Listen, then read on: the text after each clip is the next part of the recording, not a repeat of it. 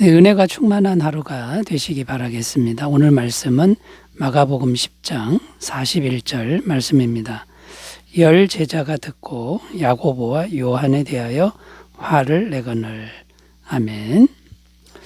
오늘 말씀에 보면 야고보와 요한을 제외한 10명의 다른 제자들이 화를 냈다고 기록을 합니다. 41절 말씀에 보면 야고보와 요한에 대하여 화를 내거늘 이렇게 기록하는데, 여기서 화를 냈다고 하는 것은 평범한 화가 아닙니다. 헬라어 엘크산토 아가낙테인이라는 단어를 쓰고 있는데요.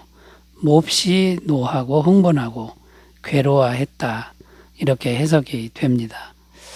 굉장히 화가 나서 그 화를 주체하지 못해서 몹시도 흥분한 상태가 되었다고 말씀하고 있습니다.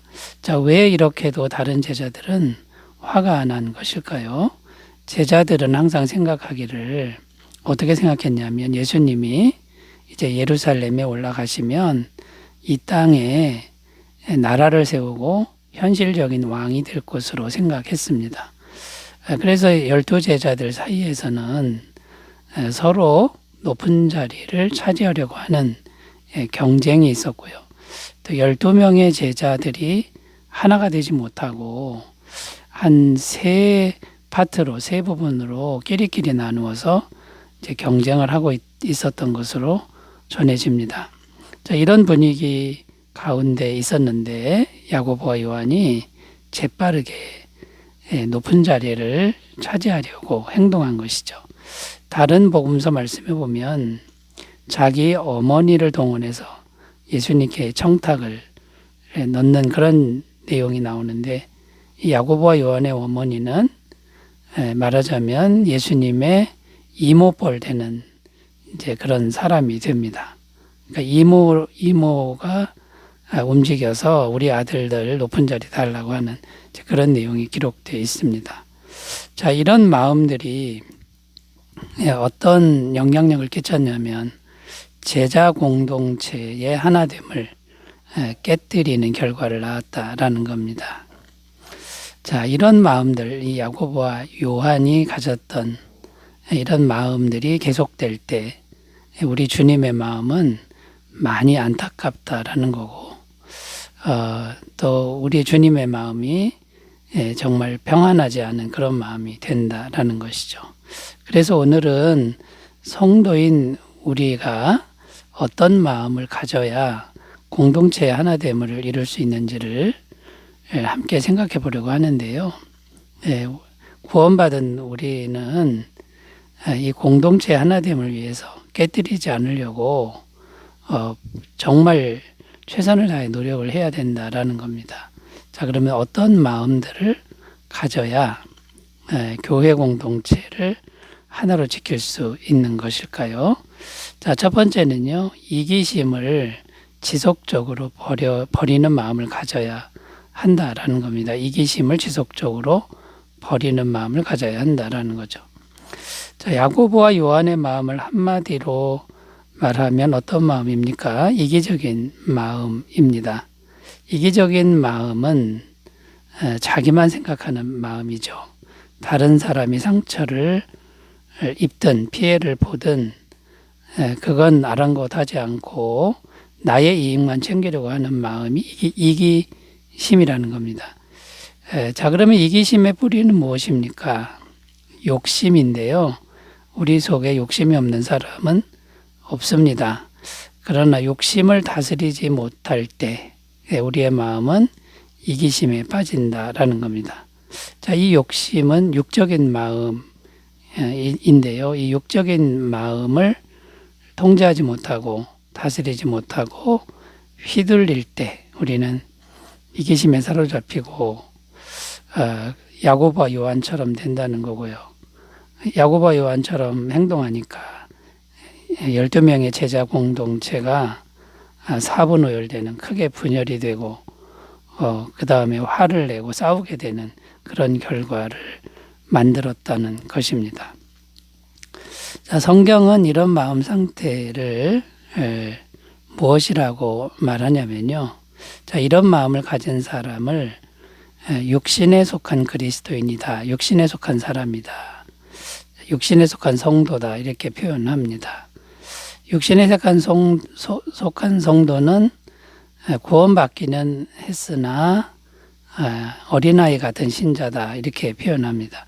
고린도전서 3장 3절 너희는 아직도 육신에 속한 자로다. 너희 가운데 시기와 분쟁이 있으니 어찌 육신에 속하여 사람을 따라 행함이 아니리요. 그러니까 그 육신에 속하여 있는데 그게 뭐냐면 우리 마음에 있는 육적인 마음을 다스리지 못하고 거기에 따라가는 사람이라고 이렇게 말씀하고 있습니다. 자, 그런데 이 육신에 속한 사람, 그 육의 마음에 그냥 휘둘리는 사람에게는 좋지 않은 일이 생깁니다. 성경은 하나님의 진노가 임한다고 증언합니다. 골로새서 3장 5절 6절 그러므로 땅에 있는 지체를 죽이라고 음란과 부정과 사욕과 악한 정욕과 탐심이니 탐심은 우상 숭배니라. 이것들로 말미암아 하나님의 진노가 임하느니라. 자, 이런 마음을 계속 가지게 되면 안타까운 일이 발생하는 것이죠.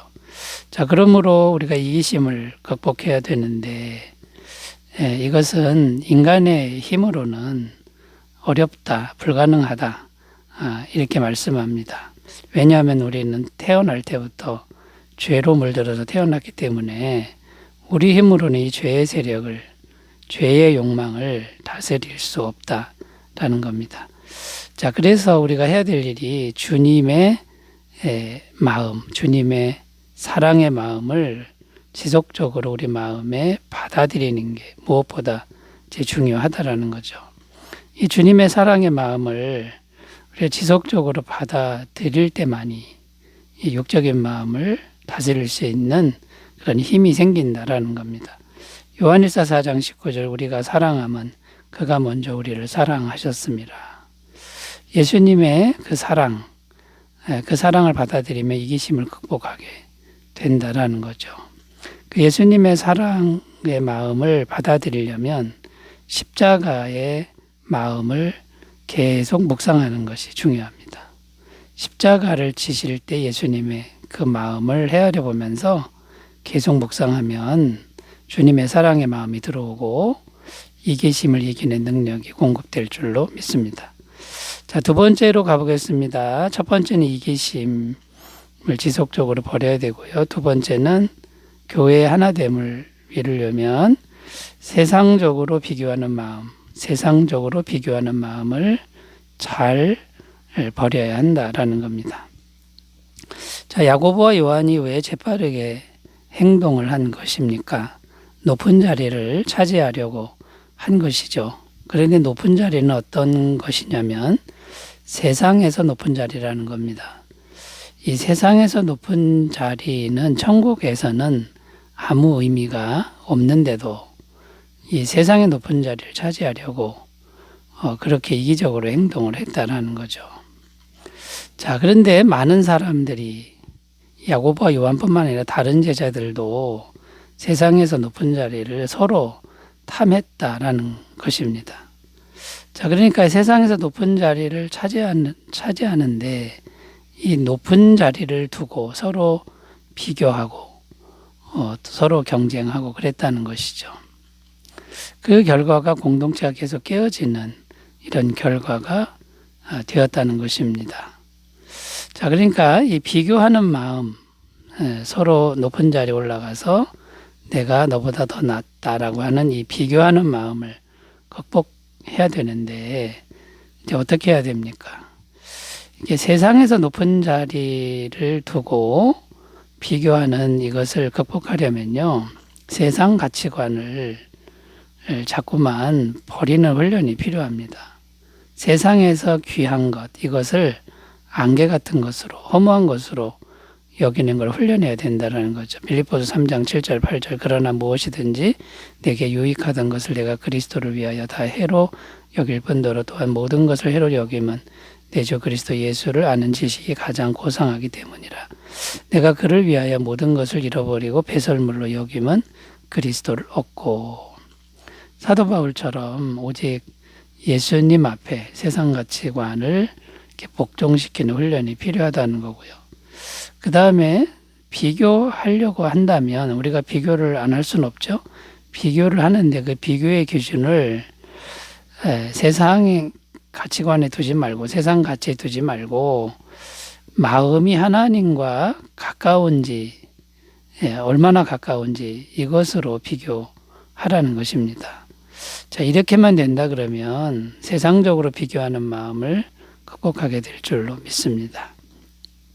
예레미야 17장 7절 8절 말씀입니다. 그러나 무릇 여호와를 의지하며 여호와를 의뢰하는 그 사람은 복을 받을 것이라. 그는 물가에 심어진 나무가 그 뿌리를 강변에 뻗치고 더위가 올지라도 두려워하지 아니하며 그 잎이 청청하며 가무는 해에도 걱정이 없고 결실이 그치지 아니함 같으리라.